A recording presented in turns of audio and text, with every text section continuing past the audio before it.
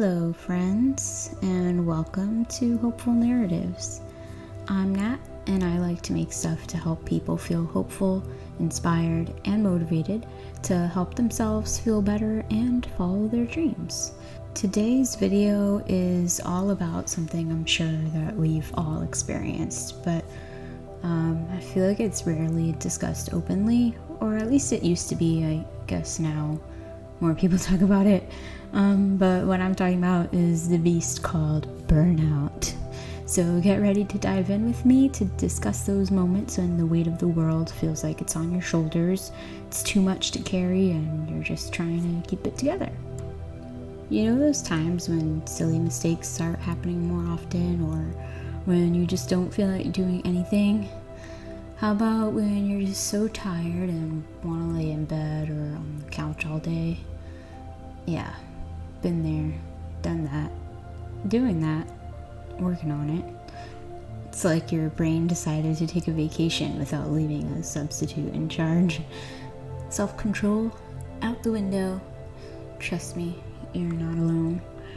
We live in a society that expects us to be in on mode 24/7, no days off. It's like we're expected to juggle all the things. Even during our time off, there's this expectation that we're still going to be productive. But guess what? We're not perfect, and we're not supposed to be. We're beautifully flawed humans, and all the rules were made up by, guess who? Other humans. Not trying to say you should just go break all the rules, but maybe we don't have to take all of societal expectations so seriously, you know?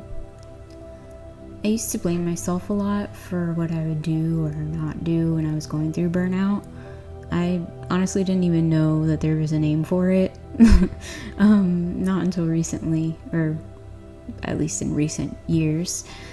And I thought that there is something inherently wrong with me. My brain and body clearly did not function properly. But as I've navigated my mental health and self-love journey, I realized that it's not just the software or hardware that I was built with.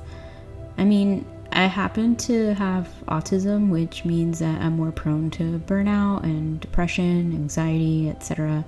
So, in a sense, part of it does have to do with how I'm wired, but I believe that it's mostly actually a normal response to the heavy demands of a society that seems to forget that we're not robots, but complex beings with emotions and a limited amount of energy. Our capacity to get things done is a spectrum, like a lot of things, including the one that I fall under. And I happen to be on a point that's not compatible with modern life, I guess. So, I don't know. Yeah.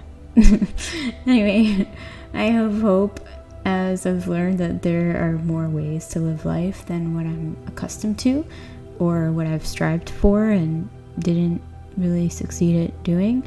And I'm working on finding ways to accommodate myself and feel better. So I just kind of wanted to share because I am getting to a point of feeling better.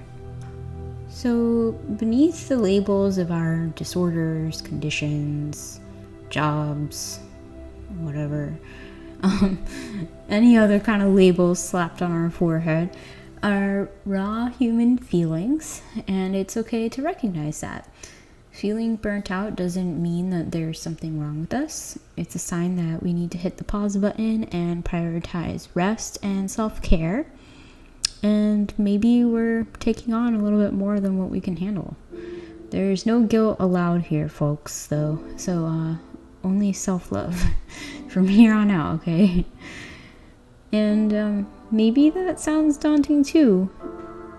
Like, from things within and outside our control to everyday human duties, it feels like a never-ending struggle, so how are we supposed to fit in time to focus on our well-being? I get it. No matter how hard you try to regain control, the big tired takes over and says, nope. Burnout doesn't discriminate, so there should be no shame and no judgment of yourself or others. I'm on a journey of self-forgiveness, realizing that I'm not alone in this struggle, and I encourage you to do the same. Now, some of us might not have access or knowledge of what tools work for us to combat burnout, and that's perfectly okay. We're all on different paths with different equipment, so take the time to reflect on what strategies work for you and do some research. I mean, there's plenty of information online, so if you haven't looked into it yet, I invite you to do so. But of course, I mean, this is what this whole video is about, so I'm gonna talk about what works for me and may work for you. I don't know. Personally, I've been exploring healthy coping mechanisms like mindfulness, exercise, journaling, setting boundaries, and seeking support from others. Exercise, and I mean, all of these tools, they're not a one-size-fits-all kind of thing. Like, for me, it's always been really hard to have a regular, exercise routine. So what's been working for me is to have dance parties, which are sometimes split throughout the day, and there's other kinds of movement that you can do if you don't want to dance. I've been looking into Qigong, so if you haven't heard of it, I recommend looking into it, because even if you don't really have spiritual or esoteric kind of beliefs, I guess, I don't know if that counts, but even if you don't believe in what it does, I think the movements are helpful anyway, good for your body. I've also built a support system comprised of healthcare professionals that I can trust, including a therapist and psychiatrist that I feel comfortable with, along with my parents. I've developed a relationship with them that I feel comfortable opening up to them about certain things, but I know that not everybody has that, so don't forget that you have your chosen family if you have any, but there's also other places where you can talk to people online. Now, if finding a professional seems intimidating, I get the feeling. Sometimes it takes switching providers until you find the right fit.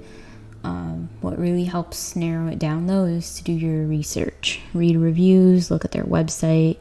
For instance, my mental health care providers specifically indicate on their websites that they help with the things that I struggle with, which in my case, like I've mentioned, includes autism, but also ADD, depression, and anxiety. I forgot ADD is now ADHD. Keep in mind, even if you don't have a diagnosis like I do, it may be worth it to seek professional help if you're feeling stressed or overwhelmed, especially these days. Also, a lot of workplaces offer employee benefits that may help you get the time that you need to rest and seek that kind of help.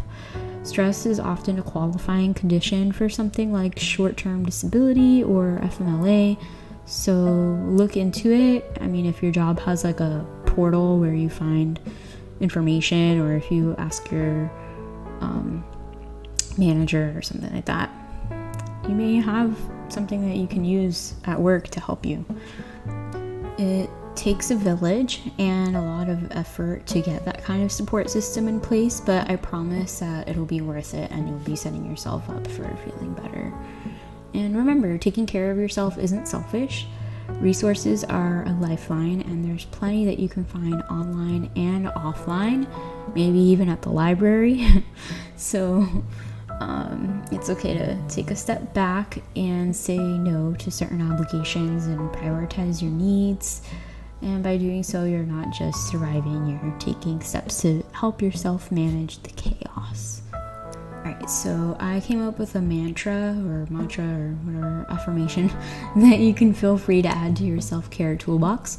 Also, keep an eye out for my affirmation videos. I post on YouTube and other platforms, and so I may have other content that could be helpful for you too. So here goes with that affirmation here. I am more than what I contribute to society, and it is worth it to take the time to focus on myself, my health, and my inner peace. Self-care and play are valuable ways to spend my time so that I may show up to life well-rested and more energized. So feel free to write that down, stick it on your computer monitor, your wall, forehead, wherever. And if you found the video helpful in any way, please like and subscribe for more on self-care, finding hope in the dark, self-love, self-development, and flipping the script on burnout to feel better. Today, we will create a life that's not just about surviving, but feeling alive.